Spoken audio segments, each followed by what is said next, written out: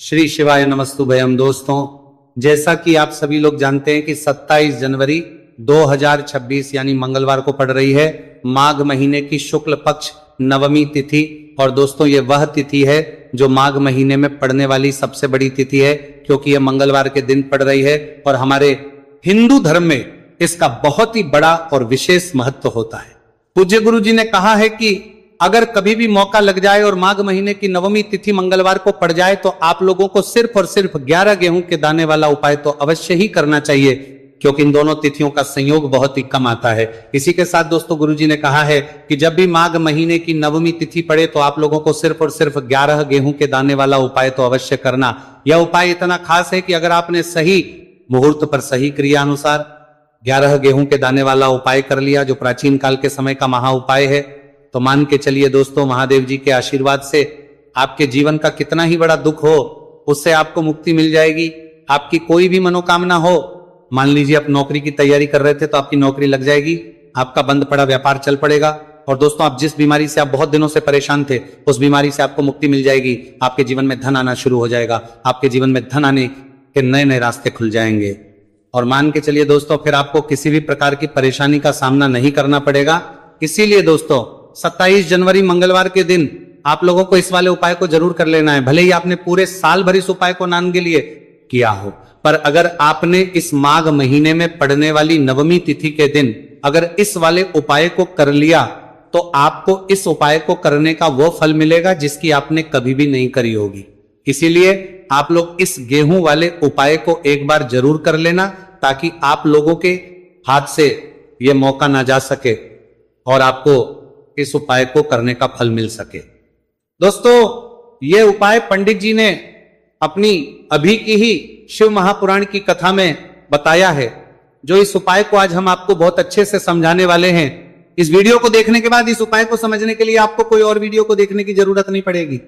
तो दोस्तों, इस उपाय को आपको कैसे करना है, कब करना है, कहां पर करना, और उपाय को करते समय आपको किन किन गलतियों को नहीं करना है और आपको किन किन बातों का ध्यान रखना है, ये सारी जानकारी हम आपको इस वीडियो में देंगे। तो चलिए भक्तों, उपायों को शुरू करते हैं। अगर आप भी चाहते हैं कि महादेव जी का आशीर्वाद आप पर सदैव बना रहे तो वीडियो को लाइक करें, चैनल को सब्सक्राइब करें और कमेंट बॉक्स में हर हर महादेव जरूर लिखें। और अपने फायदे के लिए, गरीबी दूर करने के लिए इस वीडियो को पूरा देख कर जाना।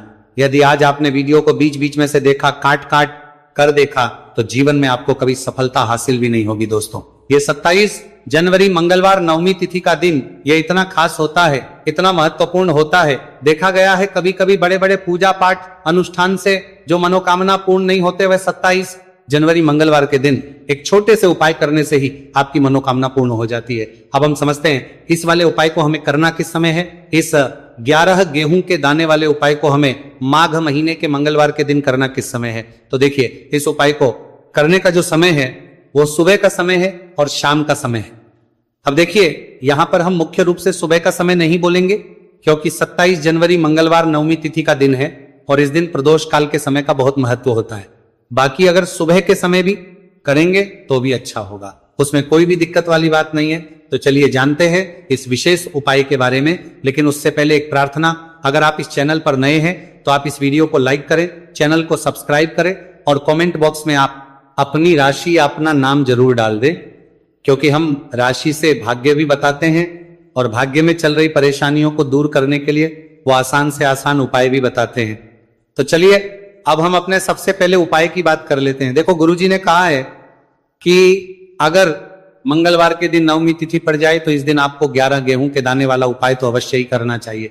देखो, ये उपाय यदि आपके जीवन में कर्जा बहुत अधिक है, आपके जीवन में संकट बहुत अधिक रहते हैं, आपके ऊपर बहुत अधिक विपदा आ रही है बार बार, आपको अपने व्यापार में और अपने धन में हानि देखने को मिल रही है कि आपको प्रत्येक कार्य में हानि हो रही है, तो आपको यह उपाय करना चाहिए। देखिए, इस उपाय के लिए आपको 11 गेहूं के दाने आपको लेने हैं। ठीक है, 11 दाने लेने के बाद में आपको जरूरत होगी चावल के दानों की 11, चावल के दाने और 11 गेहूं के दाने, और चावल के दाने खंडित नहीं होने चाहिए।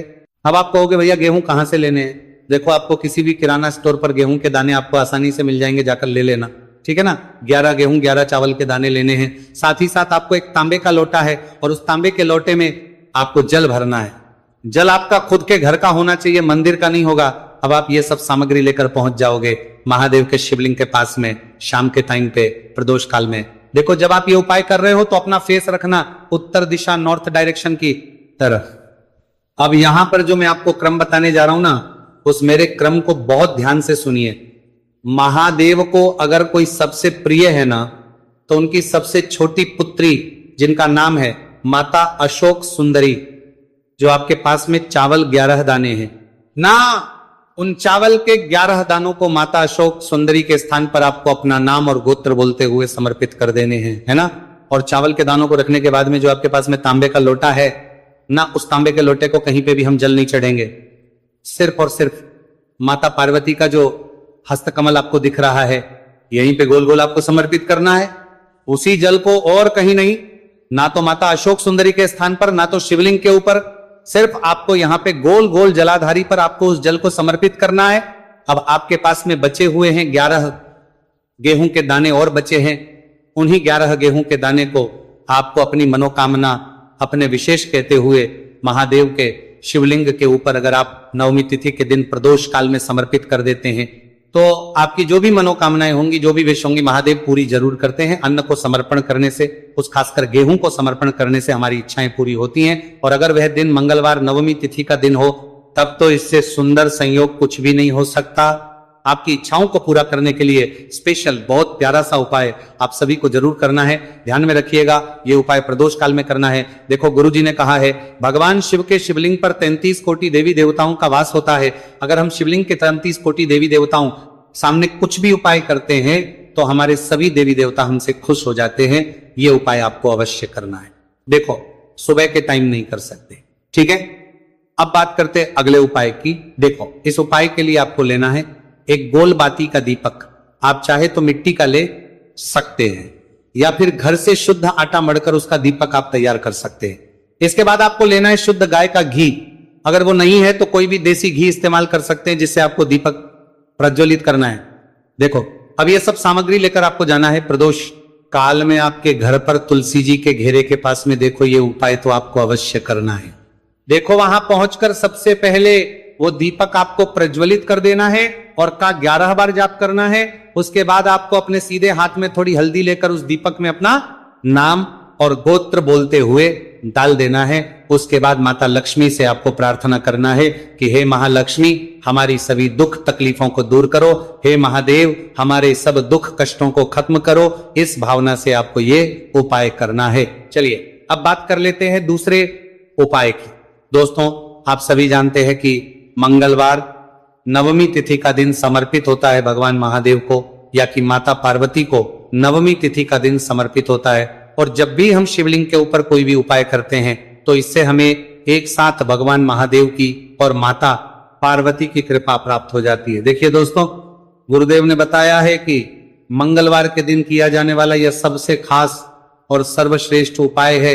7 चने की दाल लेनी है। देखिए आप 7 चने की दाल भी ले सकते हैं या फिर 11 भी ले सकते हैं, 21 या फिर 108 चने की दाल ले सकते हैं। यदि आप 21 चने की दाल लेते हैं तो यह आपके उपाय के लिए अत्यधिक सर्वोत्तम होता है। तो इस प्रकार से आप कम से कम 7 चने की दाल ले सकते हैं और अधिक से अधिक आप 108 चने की दाल ले सकते हैं। अब देखिए इसी के साथ में आपको मात्र 1 लोटा शुद्ध जल लेना होगा तांबे के पात्र के अंदर अपने ही घर से, और साथ ही में आपको मात्र 1 से 2 गू के टुकड़े भी लेने। देखिए मंगलवार नवमी तिथि का दिन भगवान महादेव को होता है।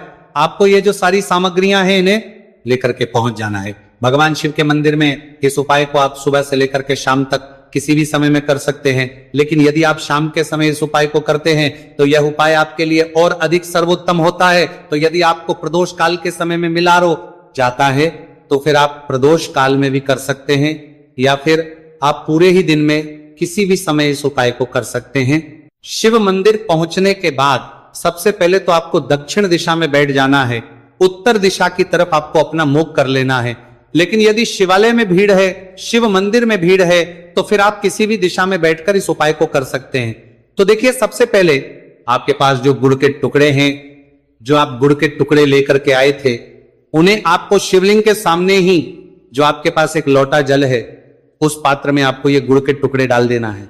इसी के साथ में आप जो चने की दाल लेकर के थे चाहे आप 7 चने की दाल लेकर के आए हैं, 11, 21, जितने भी आप चने की दाल लेकर के आए हैं, इस चने की दाल के ऊपर आपको जो आपके पास गुड़ वाला जल आपने तैयार किया है, इसमें से थोड़ा सा जल आपको इस चने की दाल पर डाल लेना है। अब देखिए आपके पास जो गुड़ वाला जल है, इसमें से सबसे पहले थोड़ा सा जल आपको श्री गणेश जी वाले स्थान पर समर्पित कर देना है, श्री शिवाय नमस्तुभयम इस मंत्र का जाप करते हुए। फिर थोड़ा सा जल आपको श्री कार्तिकेय जी वाले स्थान पर समर्पित करना है, श्री शिवाय नमस्तुभयम इस मंत्र का जाप करते हुए। फिर थोड़ा सा जल आपको माता अशोक सुंदरी वाले स्थान पर भी समर्पित करना है, श्री शिवाय नमस्तुभयम इस मंत्र का जाप करते हुए। फिर थोड़ा सा जल आपको माता पार्वती के हस्त कमल पर समर्पित करना है और आपको श्री शिवाय नमस्तुभयम इस मंत्र का जाप कर लेना है। अब देखिए दोस्तों, आपके पास जो सा जल और शेष बचेगा, इसमें से आपको केवल थोड़ा सा जल शिवलिंग पर अर्पित कर देना है और अंत में आपको उस पात्र में थोड़ा सा जल और शेष बचाना है। पूरा जल आपको शिवलिंग पर अर्पित नहीं करना है, अंत में आपको थोड़ा सा जल और शेष बचाना है। अब देखिए, आप जितनी भी चने की दाल लेकर के आए हैं, अगर आप 7 चने की दाल लेकर के आए हैं तो आपको 7 बार श्री शिवाय नमस्तुभयम इस मंत्र का स्मरण कर ले। यदि 11 चने की दाल लेकर के आए हैं तो फिर आपको 11 बार इस मंत्र का जाप करना है। जितनी भी चने की दाल लेकर के आए हैं उतनी बार आपको श्री शिवाय नमस्तुभयम इस मंत्र का जाप करना है और फिर आपको ये जो चने की दाल है, इसे शिवलिंग के ऊपर ही समर्पित कर देनी है। लेकिन आपको ये चने की दाल बृहस्पतेश्वर महादेव का स्मरण करते हुए ही शिवलिंग पर अर्पित कर देनी है और आपको अपनी मनोकामना को भी बोल देनी है। आप जो भी मनोकामना है, चाहे वो धन प्राप्ति को लेकर हो, नौकरी से संबंधित हो, विवाह से संबंधित हो, या फिर आपके मकान जमीन जायदाद से संबंधित हो, चाहे ग्रह क्लेश से संबंधित हो, या फिर किसी भी प्रकार की जो मनोकामना है, उसे आपको बृहस्पतेश्वर महादेव से परिपूर्ण करने की प्रार्थना कर लेनी है।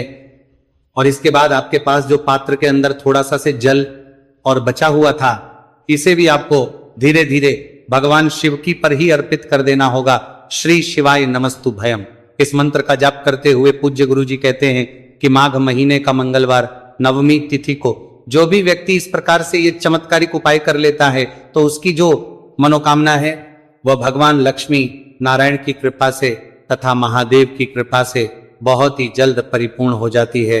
बात करते हैं अगले उपाय की। देखो, इस उपाय के लिए आपको मात्र 2 लौंग लेनी होगी, या कि आपको लौंग का जोड़ा लेना है। 2 फूल वाली आपको लौंग लेनी होगी। है लौंग का जोड़ा कहीं से भी खंडित नहीं होना चाहिए, इस बात का ध्यान रखें। इसी के साथ में आपको लेना होगा लाल चंदन का पाउडर। देखिए, यदि आपके पास लाल चंदन की लकड़ी है तो उसे घिसकर भी आप चंदन के रूप में प्रयोग कर सकते हैं। यदि पाउडर है तो उसका भी आप अपने उपाय के लिए प्रयोग कर सकते हैं। देखिए, चंदन जो है वो तेज का प्रतीक माना गया है और साथ ही साथ जीवन के अंधकार को दूर करने का प्रतीक माना गया है। अब इसी के साथ में आपको मात्र एक तांबे के पात्र के अंदर शुद्ध जल लेना होगा अपने घर से। अब दोस्तों, ये तीनों सामग्री लेकर के सीधे आप